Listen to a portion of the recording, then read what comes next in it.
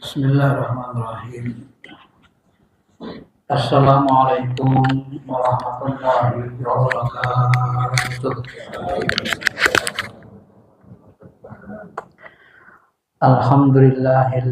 Alhamdulillahi wa kafa. Asyhadu an la ilaha illallah wa asyhadu anna Muhammadar Rasulullah al-Mustafa. Allahumma salli ala habibina syafi'ina Muhammadin wa ala alihi wa sahbihi ajma'in amma ba'd. Bapak Ibu yang dirahmati Allah Subhanahu wa taala, mari sama-sama kita mensyukuri segala nikmat Allah. Mudah-mudahan dengan syukur ini kita nanti dikumpulkan bersama asy-syakirin, orang-orang soleh yang pandai mensyukuri nikmat bersama Nabi kita, sahabat, guru-guru kita yang soleh, keluarga kita yang soleh dan solehah. Amin, amin ya rabbal alamin. Bapak Ibu yang dirahmati Allah, salah satu konsep agama Islam yang sering disalahpahami adalah ketika munculnya ungkapan urusan dunia. Konsep ini kalau disalahpahami menyebabkan sekuler.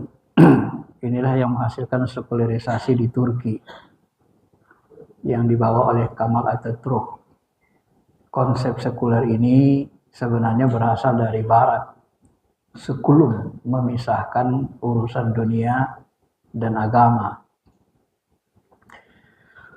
Polemik ini berawal muncul dari ungkapan Nabi, ungkapan hadis, di mana dalam sebuah hadis yang agak panjang,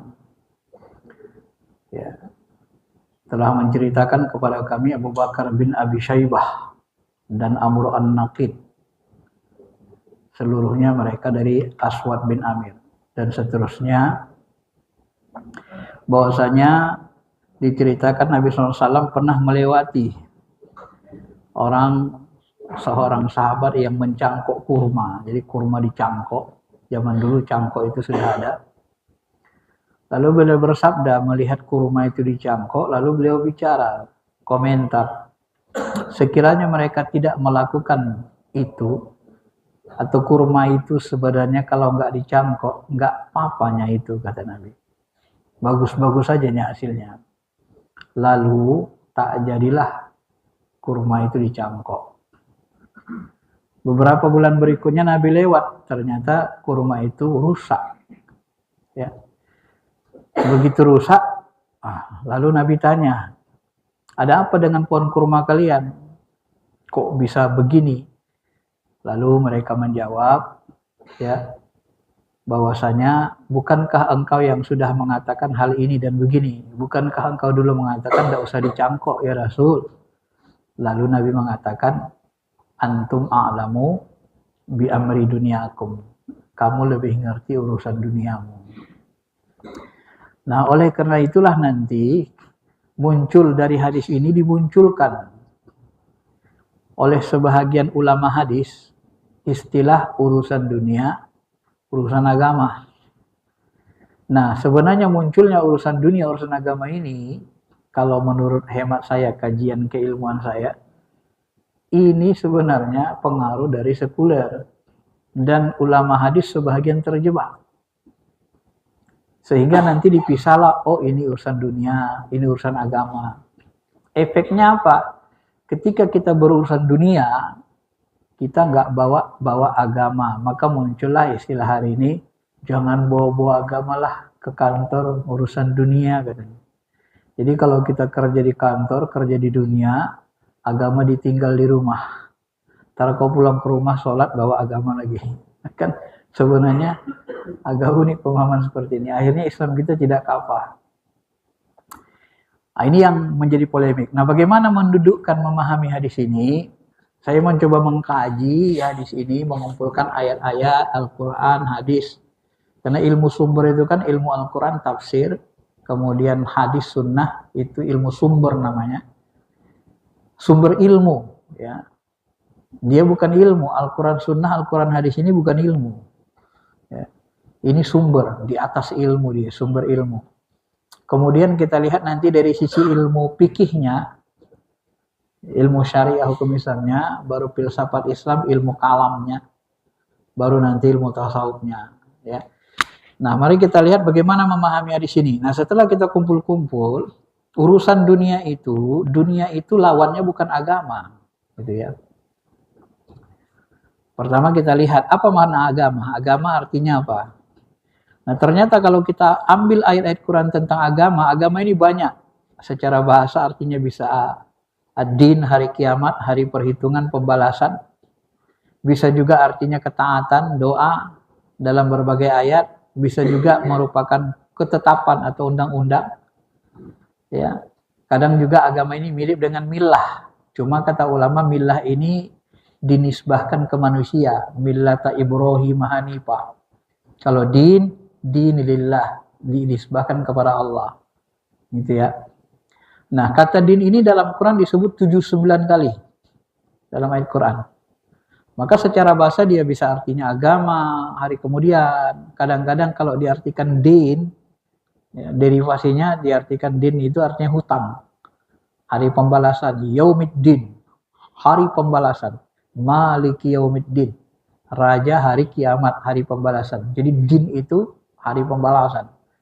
Din itu bisa juga agama atau undang-undang.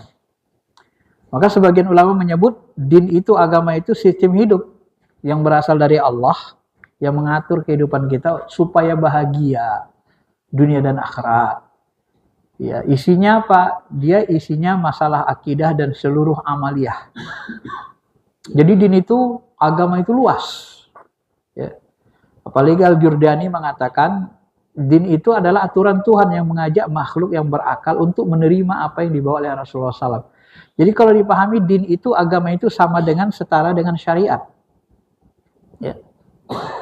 Nah, kalau ayat yang mengatakan din itu tunduk patuh, ini misalnya waman ahsanu dinam mimman aslam wajhah, ini cenderung artinya tunduk patuh.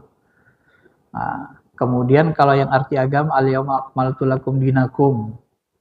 Jadi kalau kita pahami agama itu isinya aturan-aturan berkaitan dengan kehidupan dunia dan akhirat, kan gitu kan?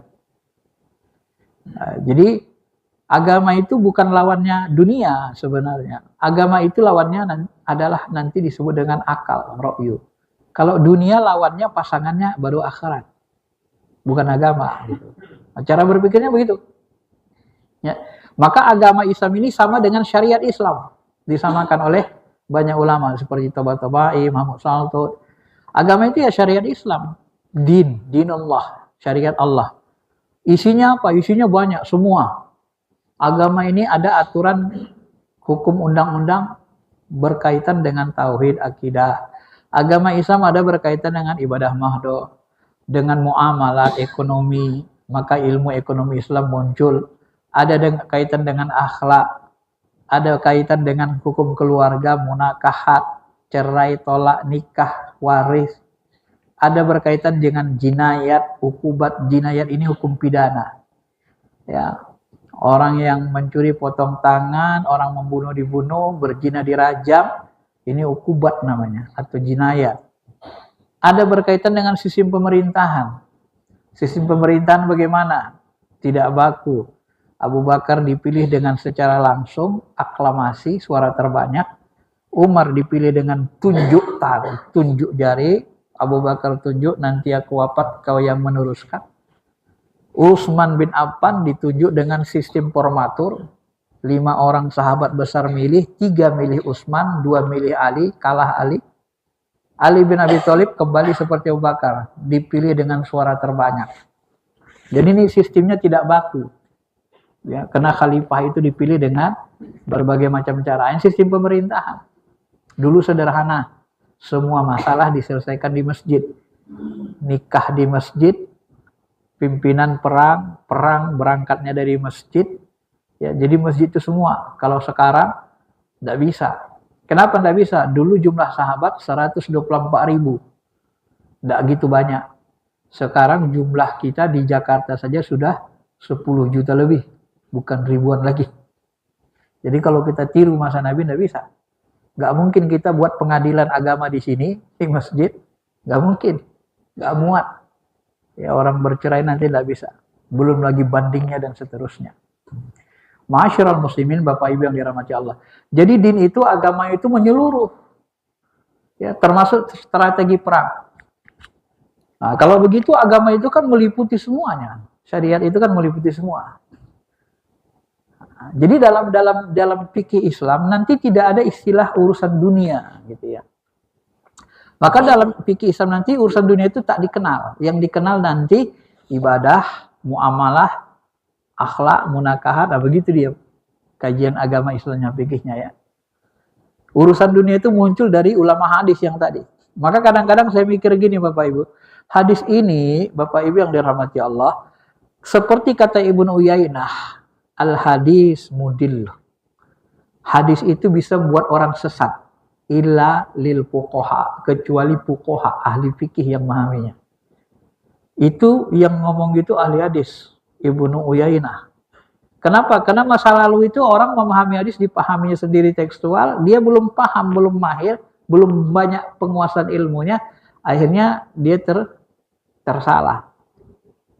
Sama dengan Ibnu Wahab, dia ahli hadis. Di masa murid Imam Malik, Imam Mazhab. Kalau aku nggak jumpa dengan Imam Malik, niscaya aku sudah sesat selama-lamanya. Lalu ditanya, kenapa? Karena aku kira seluruh sunnah Nabi itu wajib dilaksanakan, dicontoh.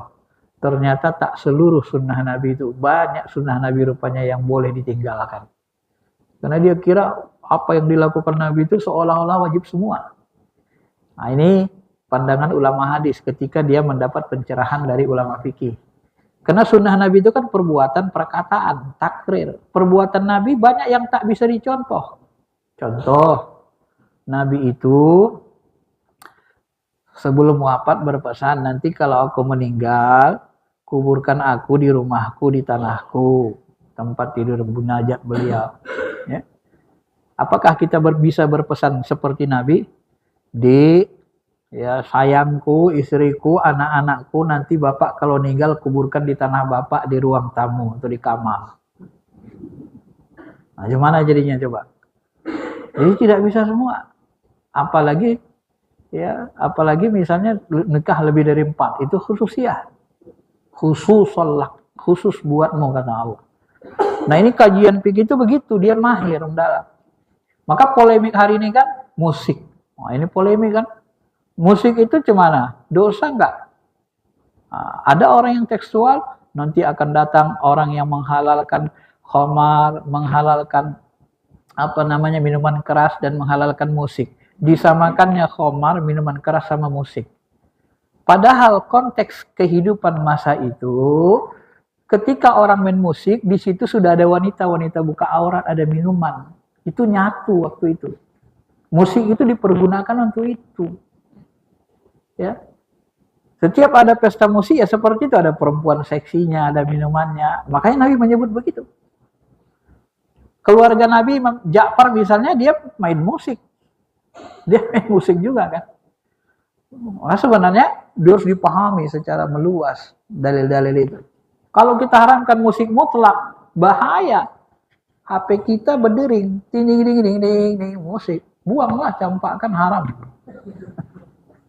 Tak boleh, tak bisa kita hidup nanti di Indonesia nih. Di dunia nih kalau kita haramkan musik. Kenapa? Karena memang sebenarnya musik itu gak ada ngaruh. Dia hukum dasarnya mubah. Fikihnya begitu. Ya. Yang membuat dia haram apabila disertakan nanti khamar, sertakan kayak di diskotik, nah itu majelis perusak berat namanya kalau bahasa lain. Nah, di situ baru haram musik, merusak kolbu dia kan. Tapi kalau kolbu kita sudah kuat, hadir hati kuat, itu bunyinya beda di dalam. Allah, Allah, Allah. Tapi kalau masih lemah oleng, apalagi udah narkoba kan, kayak orang gila kan. Nauzubillah min dzalik. Bapak Ibu yang dirahmati Allah Subhanahu wa taala. Nah, kita kembali kepada bahasan ini ya. Dunia. Nah, kalau kita lihat kata dunia dalam Quran, dunia itu digambarkan Allah innama i'lamu annamal hayatud dunya. Jadi dunia itu dinisbahkan kepada kehidupan yang sekarang, kehidupan yang dekat. Dan Al-Quran mensifati kehidupan yang sekarang ini laibun, main-main, lahwun, wazinatun, perhiasan. Nah, jadi disifatinya laib, lahwun. Artinya apa? Dunia ini hanya main, senda gurau, nyanyian, belanja-belanja, senang-senang. Zina, zina ini artinya perhiasan. Zina ini bisa maknanya baik juga, perhiasan untuk membuat kita sarana ibadah. Nah, kalau kita arahkan ke yang buruk, maka dia jadi buruk. Kita arahkan baik, jadi baik. Fasilitas namanya kan. Dunia juga bersifat gharar. Gharar itu kesenangan menipu. Udah capek-capek kita ngumpulin uang di tabungan, sampai uang kita sudah 300 M. Begitu meninggal, tak bisa dibawa ke kuburan. Dikasih sama malaikat maut 300 M, ketawa dia, apa-apaan lu katanya, tendangnya kita kan. Akhirnya kita ketipu, udah capek kita. Jadi dia menipu. Ya. Jadi kalau dalam bahasa Quran itu dunia dalam hal ini memberi kesan negatif.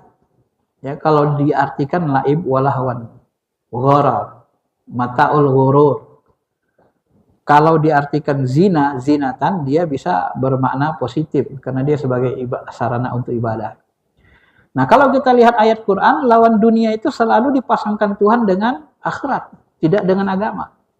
Maka saya sebut tadi di awal, lawan dunia bukan agama. Lawan dunia itu akhirat. Karena dunia itu cenderung kehidupan. Yang sekarang, yang dekat. Dana artinya rendah, hina, dekat. Ya. Wabtaghi fima atakallah ad-daral akhirah wala tansa nasibaka minad dunya. Cari kenikmatan untuk kehidupan akhiratmu, jangan lupa bahagianmu ada di dunia. Jadi ini kaitannya dengan kehidupan. Dunia lawannya akhirat. Jadi jangan lawankan dunia sama agama.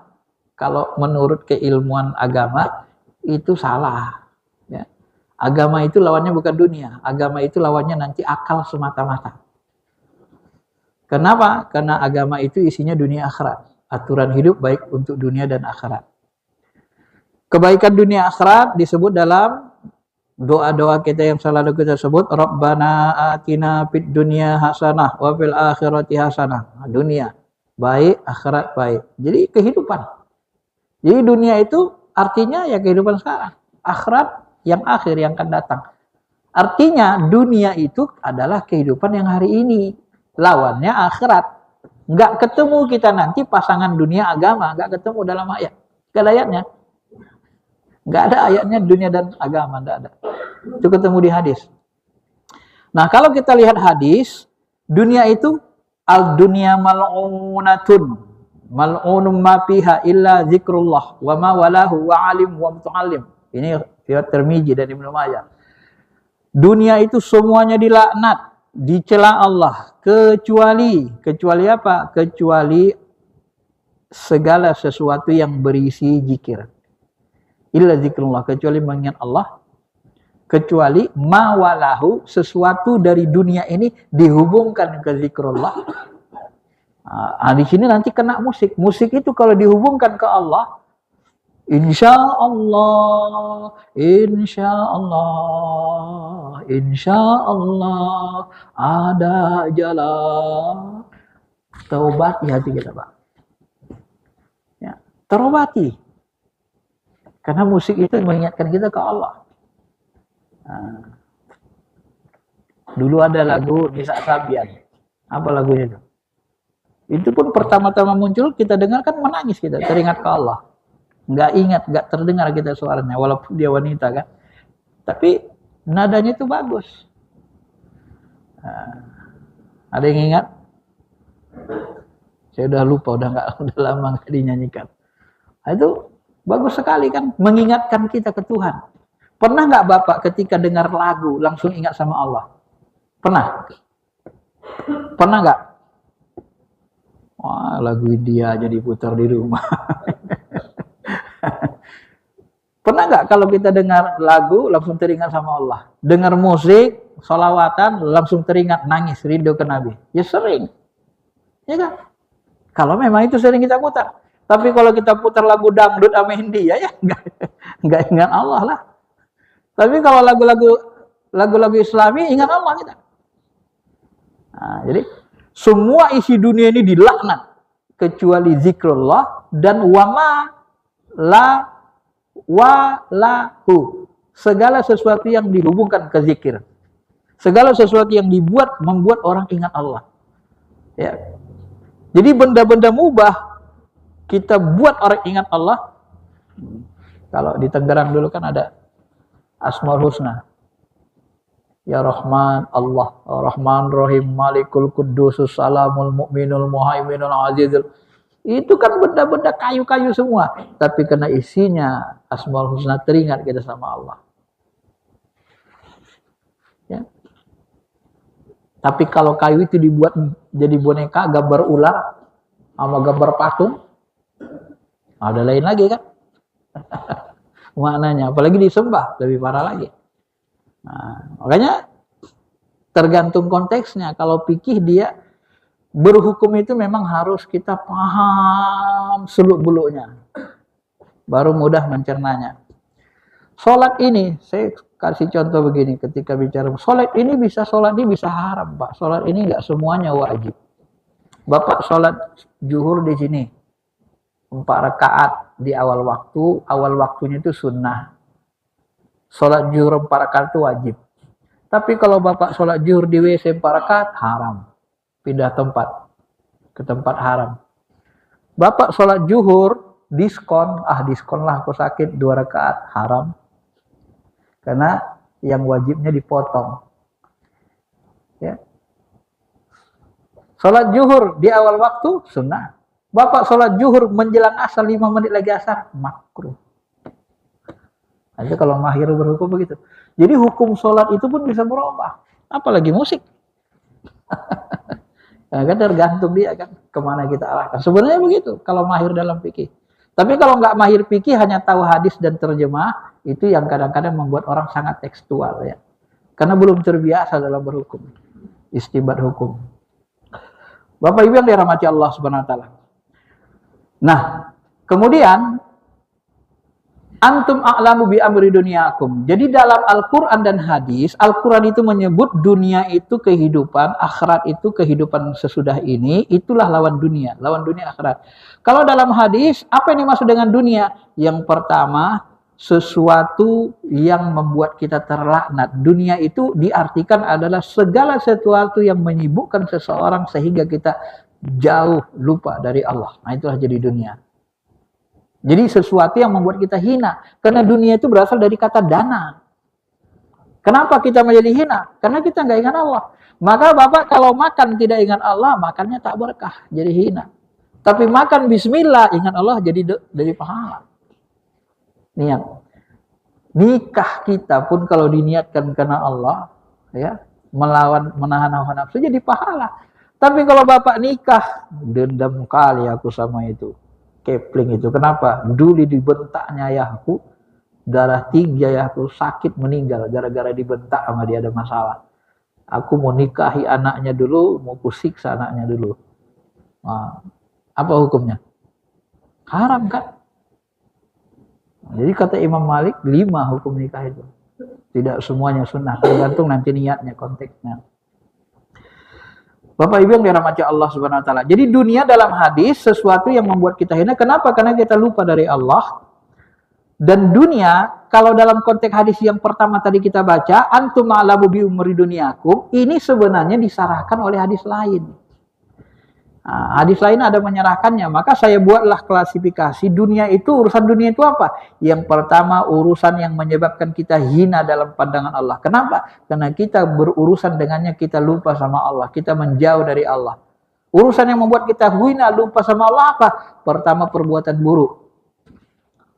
Nah, orang kalau misalnya mau mencuri, ada nggak baca bismillah? Bismillahirrahmanirrahim, dengan namamu ya Allah pengasih penyayang. Nggak ada. Orang buat jahat pasti kena lupa sama Allah. Ya. Yang kedua, perbuatan baik tapi dilakukan niatnya nggak karena Allah. Nggak ada pahalanya. Apalagi niatnya buruk kan. Nah, jadi ini sebenarnya urusan dunia. Jadi urusan agama itu kata Nabi bisa jadi urusan dunia. Hati-hati kalian lihat itu orangnya alim, tapi ternyata dia penduduk neraka. Kenapa? Dia ngasuh anak yatim, Pak. Punya anak yatim banyak ribuan. Cuma impak anak yatim 50% untuk dia, 50% untuk anak yatim. Kamu lihat dia kayak agama, kayak orang ahli surga kan, ternyata ahli neraka. Hati-hati. Maka agama ini pun bisa jadi dunia. Haji.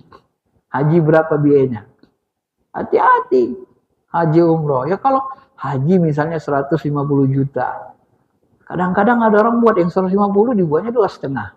Diambil untung 100 juta. Orang mau ibadah, dia dulu untung sebanyak itu. Susah orang dia buat. Dosa, Pak. Gimana kalau kita mau masuk masjid, Bapak buat mahal? Masuk masjid bayar ya. Ini AC-nya bayar 5.000. Toilet 10.000. Mau ibadah kita ngitung orang sekali masuk masjid 25.000 kali 5. Kan repot orang. Jadi nggak mau orang sholat. Nggak boleh. Ibadah itu dimudahkan, jangan dipersulit. Baik persulitnya dengan cara kelakuan atau dengan cara uang ekonomi bayar. Mudahkan. Itu Islam. Ya. Jadi dia bisa jadi urusan dunia. Apalagi kita buat ada berita wallah alam. Siapa yang berangkat haji tidak mengikuti kuota maka hajinya tidak sah. Lu apa hubungannya kan? Itu bahaya kan?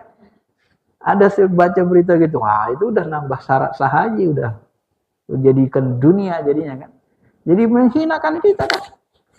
Apalagi kemarin travel, diambil uang jemaah, hancur sampai triliunan.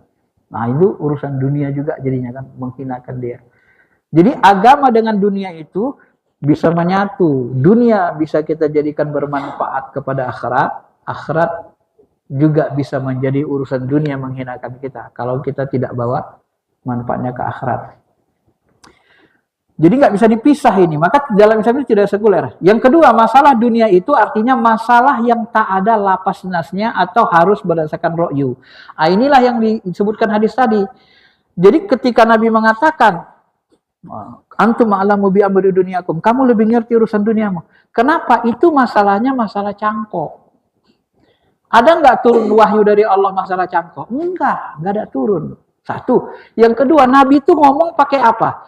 Nabi itu ngomong pakai akalnya, ro'yunya. Di sinilah orang sering salah memahami urusan dunia. Urusan dunia itu adalah urusan yang berdasarkan ro'yu. Itu yang dimaksudkan Nabi. Sebab kalau kata-kata Nabi yang tadi itu berdasarkan wahyu dari Allah, cilaka kita memahaminya. Di mana cilakanya? Ada nggak wahyu Tuhan yang salah? Hah? Pernah nggak wahyu Allah salah? Nggak ada. Kalau Nabi mengatakan sekiranya kamu tidak cangkok, niscaya bagus, ternyata rusak, gagal. Itu kan kata-kata Nabi itu bukan wahyu. Itu kata-kata Nabi itu ro'yu, pendapat beliau, akal beliau. Makanya dalam bahasa Sahih Muslim yang lain, apa kata Nabi? Iza amartukum bisyai'im min dinikum. Kalau aku menyuruh kamu berkaitan dengan agama. Berkaitan dengan agama itu maksudnya apa? Berdasarkan wahyu. Petunjuk dari Allah. Maka lakukanlah. Wa iza amartukum bisyai'im min ra'yi. Ini hadis Sahih Muslim. Ketika aku menyuruh kalian berdasarkan ra'yuku, akalku, fa innama ana bashar. Aku tuh manusia biasa. Kadang bisa salah juga. Paham? Jadi sekelas Nabi kalau mengandalkan akal, semata-mata akal ansih, bisa salah. Apalagi kita gak Nabi, gak Rasul, gak Wali.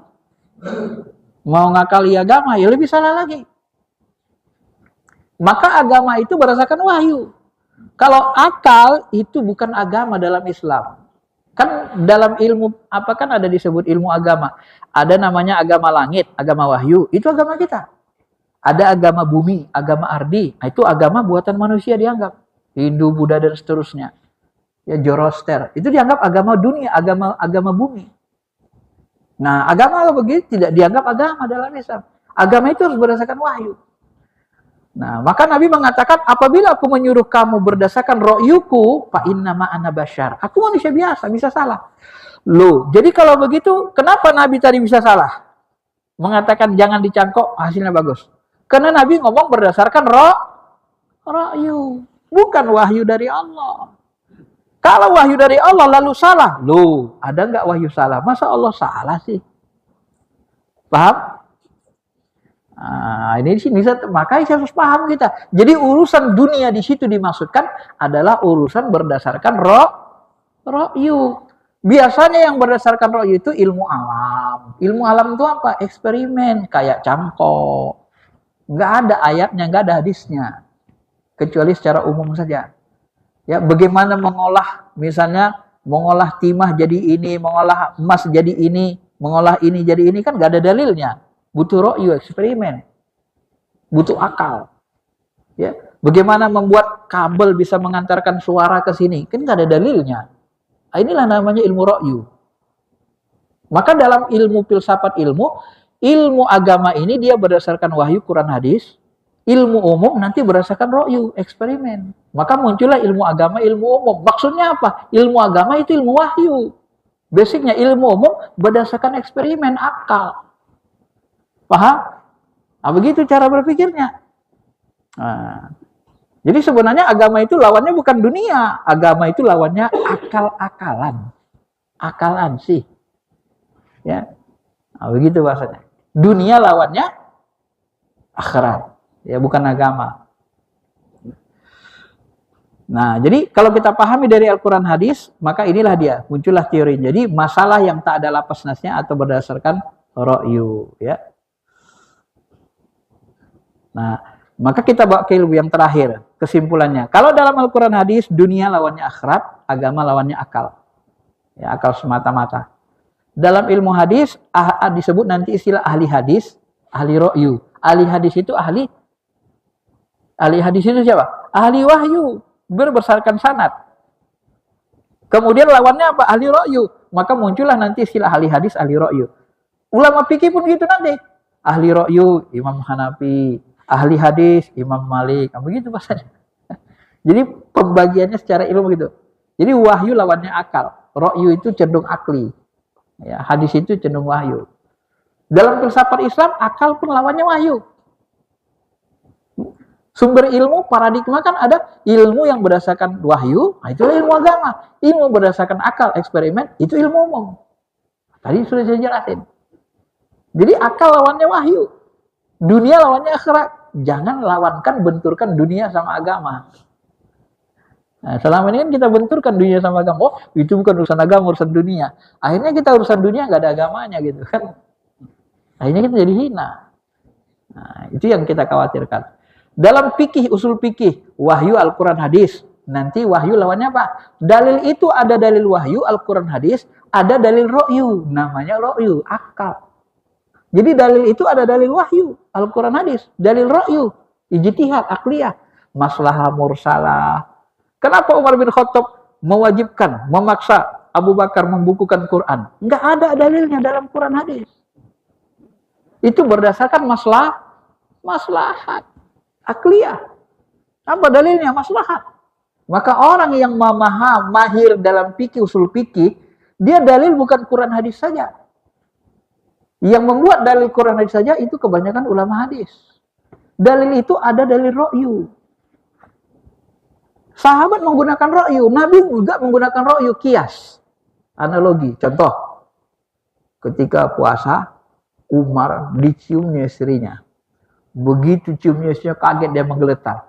Jumpai Nabi, ya Rasulullah, aku tadi buat dosa, buat salah. Kenapa Umar? Sabar, santai.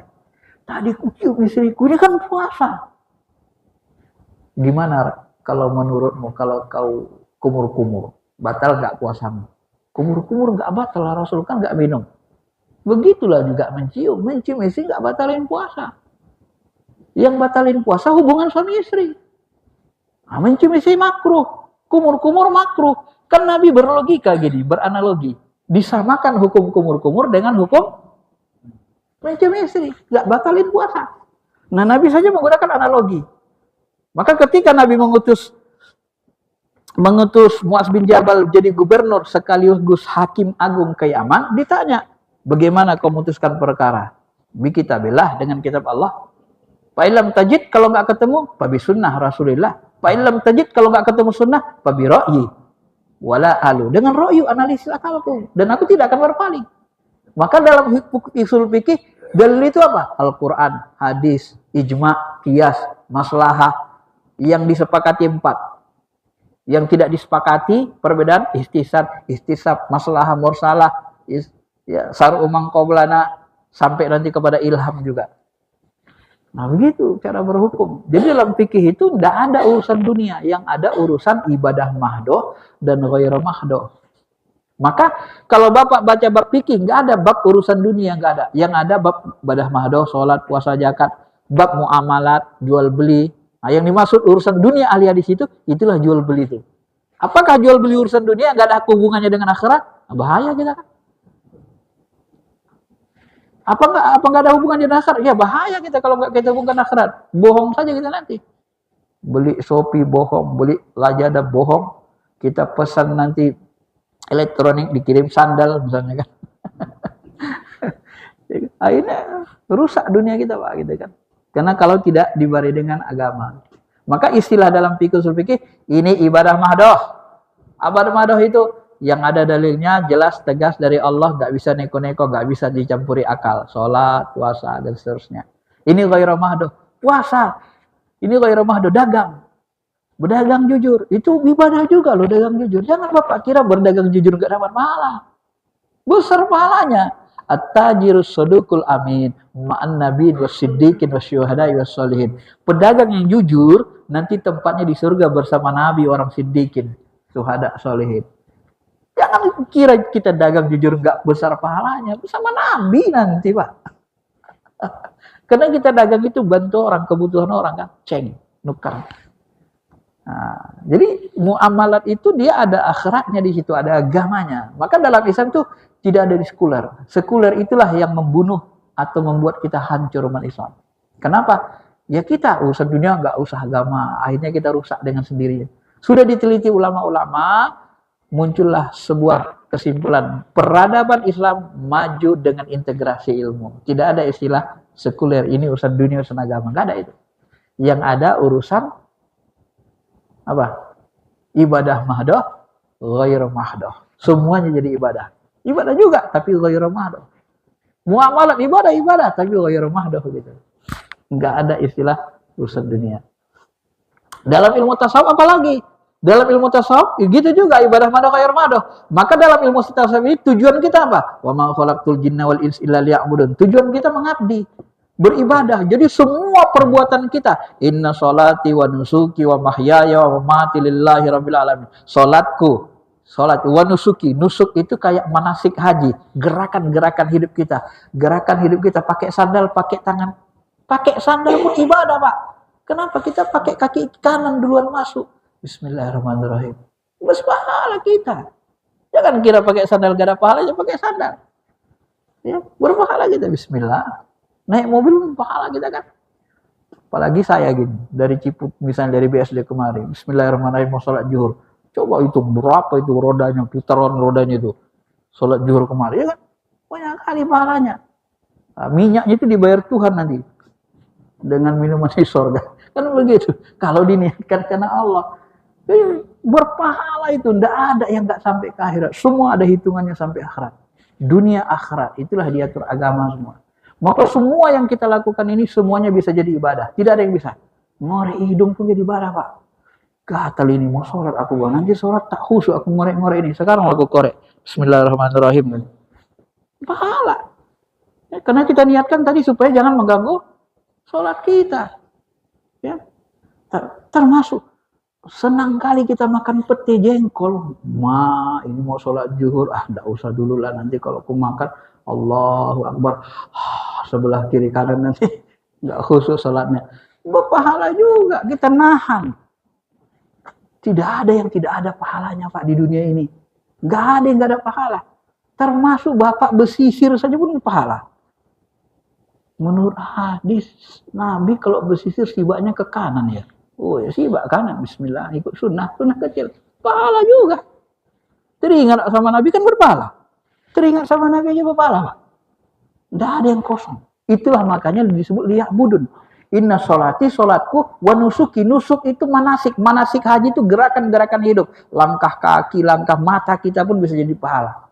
Nengok wanita cakep, cantik, mak mulus sekali nih ya Allah. Astagfirullahaladzim. Ya Allah tunjukilah dia Allah supaya dia buka aurat. Tunjukilah dia supaya tutup aurat. Pahala enggak? Pahala, kita doain dia. Jadi orang maksiat pun Ketika kita doakan dia tobat, kita dapat pahala. Jadi nggak ada yang nggak berpahala. Melihat orang narkoba pun gitu. Ya. Minum narkoba dia. Nggak bisa kita ngelarangnya. Doain dia Allah. Berikanlah dia petunjuk ya Allah. Pahala kita Pak. Nah, apalagi yang nggak berpahala? Nggak ada. Nggak ada. Semuanya bisa jadi pahala. Makanya disebut liya'budun, ibadah semua. Jadi disitulah dia ini tidak ada sekularisasi. Saya kira itu saja. Maka ketika dibagi ini bid'ah agama, ini bid'ah dunia, ini cenderung pengaruh sekuler tadi menurut saya. Ini agama, ini dunia, ini urusan dunia ini katanya. Ketika kita tanya misalnya, urusan agama apa? Ibadah mahdoh sama akidah. Loh, agama ini kok ngurus ibadah sama akidah doang? Kan sudah salah sebenarnya Pak kan? Cara mikirnya. Bapak paham nggak? Agama kita apa benar mengurus ibadah mahdoh sama akidah saja? Ini bid'ah agama. Kalau bid'ah dunia boleh, bid'ah agama tak boleh. Agama itu apa? Agama itu urusan ibadah mado sama urusan akidah. Benar nggak ibadah agama itu ngurus ibadah sama akidah aja? Sudah salah konsepnya. Dari awal konsep ilmunya sudah salah. Itu jebakan untuk ahli hadis yang keliru dalam memahami terma-terma agama Islam. Baik, saya kira itu saja. Mudah-mudahan bisa dipahami. Ada yang mau tanya silakan. Al-yauma akmaltu lakum dinakum wa atmamtu alaikum nikmati wa raditu lakum Islam madina. Agama Islam itu sempurna. Nah, makanya agama Islam sempurna. Kenapa dia sempurna? Karena semua sudah ada di situ. Yang pokok-pokoknya ada akidah, ibadah, muamalah, ada semua aturannya. Detail-detailnya nanti baru ijtihad dengan akli. Gitu bahasanya. Bukan sempurna semuanya diatur sampai detail. Ada yang nggak diatur detail, Pak. Cara korek hidung kan nggak diatur. Bapak mau pakai tangan, mau pakai, yang nggak boleh pakai pisau lah ya. Luka deh. Ya. Kalau pokoknya jangan yang ini. Ada yang nggak diatur kan?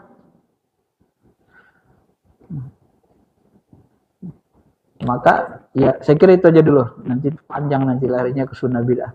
Ada yang mau tanya? Cukup ya? Nah, udah mau jam 1 ya. Ya mudah-mudahan bisa dipahami dengan baik. Kesimpulannya, agama ini mengatur urusan dunia dan akhirat. Agama ini lawannya bukan dunia, tapi lawannya adalah akal-akalan atau akal semata-mata. Itu pasangannya. Urusan dunia adalah urusan yang membuat kita hina. Karena dia berasal dari kata dana, menghinakan, merendahkan diri kita. Kenapa kita jadi hina? Karena kita melupakan Allah. Kita lupa menjauh dari Allah ketika berurusan dengannya. Ya. Urusan cewek itu kalau niat kita mau nikah jadi bagus, jadi ibadah. Tapi kalau urusan cewek hanya untuk pacaran puas-puas, itu masuk neraka, kita kan dosa. Beda dia. Tapi kalau urusannya dialihkan ke agama, maka dia menjadi urusan dunia akhirat. Maka dunia itu bisa membuat kita hina, dunia itu juga bisa membuat kita urusan yang yang ra'yu ya. Yang menggunakan akal. Karena urusan dunia itu belum ada petunjuk dari wahyu. Jadi kita semua menggunakan akal. Itu seperti yang dikatakan Nabi. Maka ilmu agama, ilmu umum itu sumbernya nanti akal. Analisis, eksperimen, dan seterusnya. Terima kasih. Assalamualaikum warahmatullahi wabarakatuh.